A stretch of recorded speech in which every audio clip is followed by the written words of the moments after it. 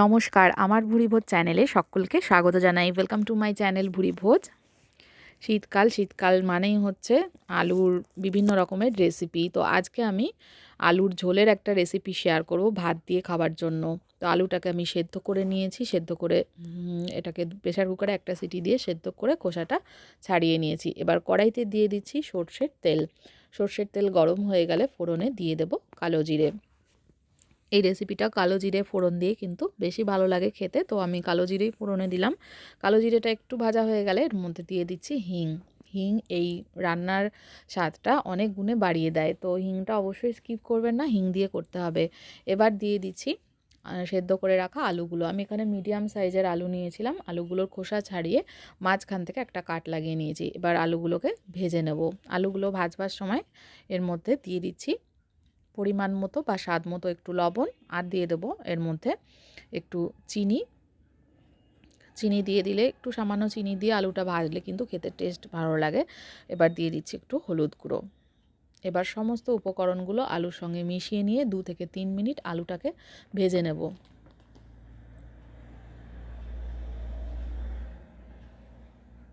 ভীষণই সুস্বাদু হয় এবং এটা কিন্তু অল্প মশলায় আলুর ঝোলটা তৈরি করব এবং খেতে ভীষণ ভালো লাগে। বেশি মশলা কিন্তু এই রান্নাটায় ভালো লাগে না। তো বেশ কিছুক্ষণ ভেজে নিয়ে আমি এর মধ্যে দিয়ে দিচ্ছি মটরশুঁটি। চাইলে আপনারা আরও মটরশুঁটির ব্যবহার করতে পারেন। মটরশুঁটি দিলে এই রান্নাটা আরও বেশি ভালো লাগে। ও মটরশুঁটিটাকে একটু আলুর সাথে নেড়ে চেড়ে নিয়ে এবার একটা মিডিয়াম সাইজের টমেটো কুচি করে রেখেছিলাম সেটা দিয়ে দেবো। টমেটোটাকেও কিন্তু আলুর সাথে কিছুক্ষণ ভেজে নিতে হবে, যতক্ষণ না নরম হয়ে গলে যাচ্ছে ততক্ষণ টমেটো কিন্তু আলুর সাথে একটু ভেজে নেব। দেখুন ভাজা ভাজা হয়ে এসে এবার দিয়ে দিচ্ছি অল্প একটু জিরের গুঁড়ো। জিরের গুঁড়োটা দেওয়ার সময় আঁচটা অবশ্যই কমিয়ে রাখবেন যাতে জিরে গুঁড়োটা পুড়ে না যায়। আঁচটা কমিয়ে নিয়ে একটু ভালো করে মিশিয়ে নিয়ে একটু ভাজা ভাজা করে নিতে হবে। আঁচটা কিন্তু কম করা থাকবে।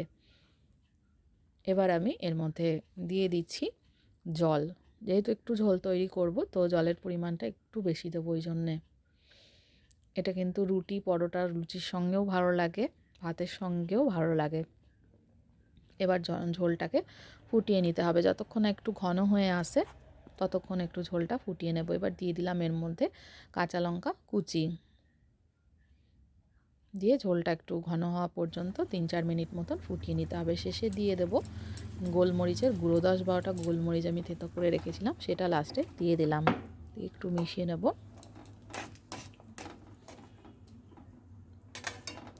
মিশিয়ে আরও 1 মিনিট মতন ফোটানো হয়ে গেলে একদম শেষে নামানোর আগে এর মধ্যে দিয়ে দেব ধনেপাতা কুচোনো, যেটা টেস্টটাকে দ্বিগুণ করে দেবে।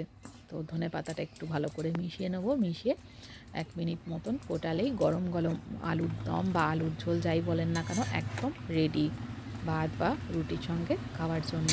শীতকালে এই ঝোলটা খেতে ভীষণ ভালো লাগে এবং হালকা মশলা থাকে বলে খেতেও কিন্তু একটু অন্যরকম টেস্ট হয়। আর হিং, ধনেপাতা, কালো জিরে সব কিছুর একটা অসাধারণ ফ্লেভার তৈরি হয়। খুব বেশি ফোটাবো না, 1 মিনিট মতন ফোটাবো, ফুটিয়ে গ্যাসটা অফ করে গরম গরম সার্ভ করে দেবো। রেসিপিটা দেখার জন্য সকলকে অনেক অনেক ধন্যবাদ।